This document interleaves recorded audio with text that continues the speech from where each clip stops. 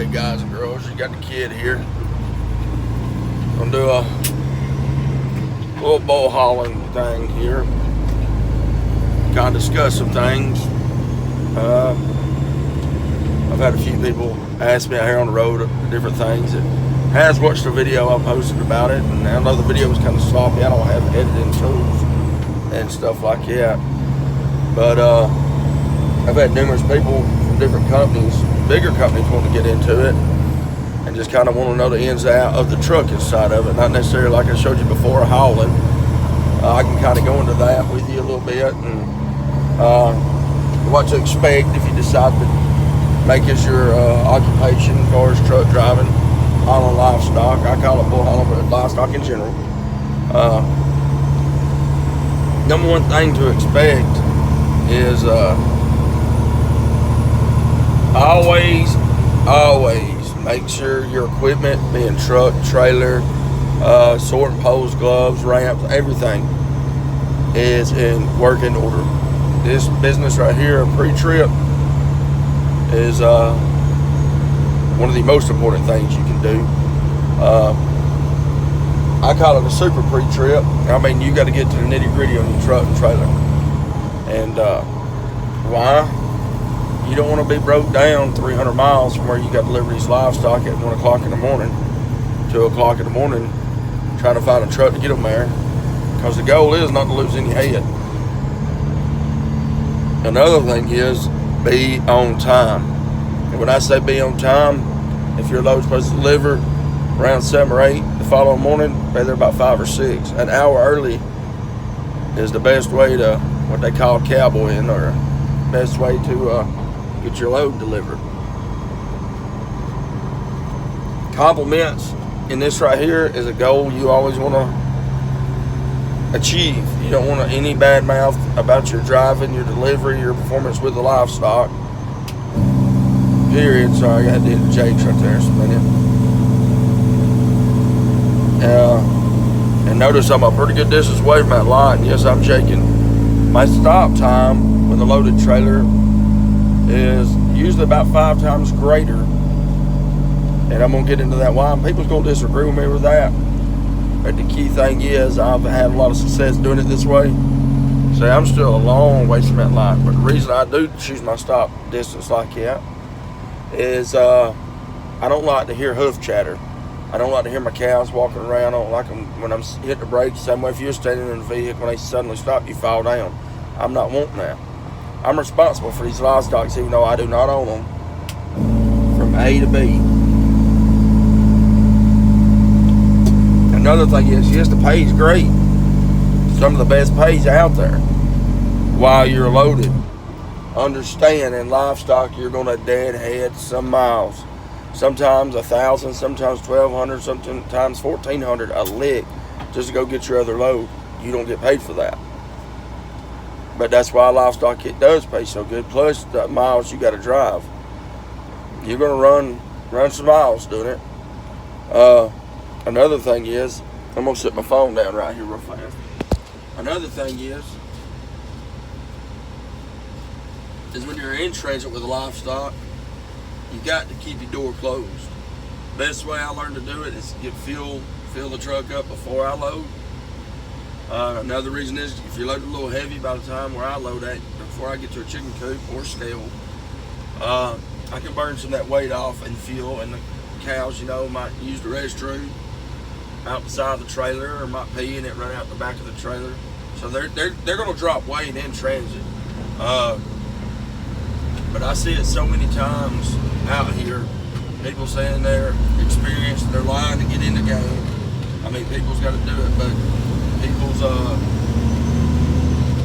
always want a taste of it. Guys and gals that's want a part of it, that's never done it, ask any livestock hauler out there. It's work.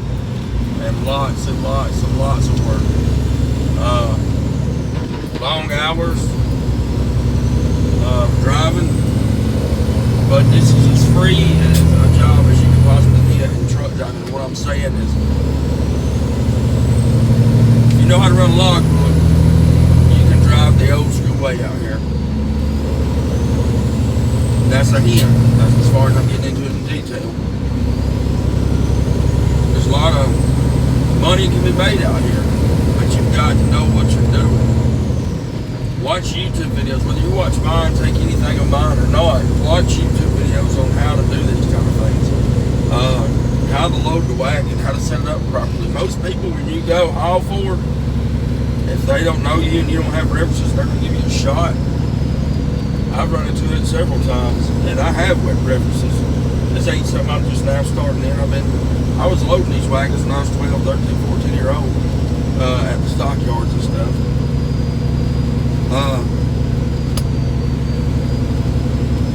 You've got to know how to set your trailer up. I set my trailer up every time, and a lot of times I don't load it, somebody will load it for me. But I set the trailer up. You need to know how to go step by step on it.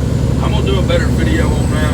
I'm going to try to figure out a way to give me a camera or something I can show y'all me unloading and loading it while I'm doing it, going through the process of setting the trailer up. This, that, and other. I'm gonna try to get to that. Mine is a little tight, and I ain't saying that because I need no money or nothing like that. I'm saying that's the more important thing to spend it on. I'm not getting on the rent right now. But as far as livestock, you either love it or you hate it. I absolutely love it. I wouldn't want to trade it for any other job I've done. You're going to get irritable because you're going to be up some hours. Nap time while you're loaded. Some people say you can take a nap, and you can if you're the type of person to lay down for 30 minutes to an hour, 2 hours tops. But if the weather's permissible, being cooler, where they're not sitting back here in the heat, and you want to do it at night time, obviously not with the sun basing on it. If you're the type of person to lay down for that little bit of time and get up, hey, more power to you. I'm a type of person, I'm not saying I can or can't, but I'm not willing to risk laying down and something happen, my alarm don't go off, or I don't get up in time. Because like I said a while ago, the main goal is to be early. You know, I'm not supposed to be there until about 9 o'clock in the morning, and the way this looks, and the Lord will, I'll be there about 7:20. You've got to plan your route. Do not go by GPS. Yes, I use a GPS in my truck. I use it mainly for speed limit. See the speed changes and stuff like that, because everybody that's drove a truck knows they can sneak up on you. It don't take much to pass that little bitty old 2 foot by 2.5 or 3 foot sign, never how big they are. And next thing you know, you get a speeding ticket. And you just look at that GPS and it tells you, and you kind of got a mile radius. You're getting paid by the mile, so you need to know your miles, whether you're a company or owner operator. That way you can kind of know, hey, it's paying this a mile. Even if your percentage is paying this a mile, you can multiply that, know what you're getting times the percentage you're getting. But it's an awesome job. I mean, it's something either you're going to love it or you're going to hate it. And I strongly think everybody, you know, has got a desire in livestock to give it a go. I mean, it's hard to get your foot in the door. If that is something that's the hardest part of it. The miles and stuff, it's like you got to start baby stepping. Don't go out there with your first load trying to turn 12, 1400 miles right off the rip. I would try running some cell barns where you get 300-400 miles a day on that every day. I mean, that sounds like low miles in the trucking world. It's very low miles. But start out with that. It's every day. It's when you're up most of that day. Learn it. Listen. Somebody, if you say old timer, just sit there and listen to him talk. You ain't gotta ask him questions. You can be surprised what your eyes can learn you just by looking at somebody's bull wagon or livestock wagon and kind of go from there and just watch. I constantly learning something every day. In this industry, if you quit learning something, like my daddy always said, time to turn into keys. Even if it's somebody younger than you that's been doing it a little longer, listen to them. If you're sitting there at a sale barn or a ranch or something like that, fixing a load and somebody's in front of you setting up, watch how they do it. These trailers are all different. I got an EB. When I visit Wilson Bullnose fat cattle trailer, I can walk over it. But Merritt, Wilson, Barrett, all them are kind of, they all got their own little ways of doing things. Sometimes you unload the top, they put the bottom there. Some of this trailer right here, you can't. They won't open up for them in the back. And a part where I'll go over that in the video one day.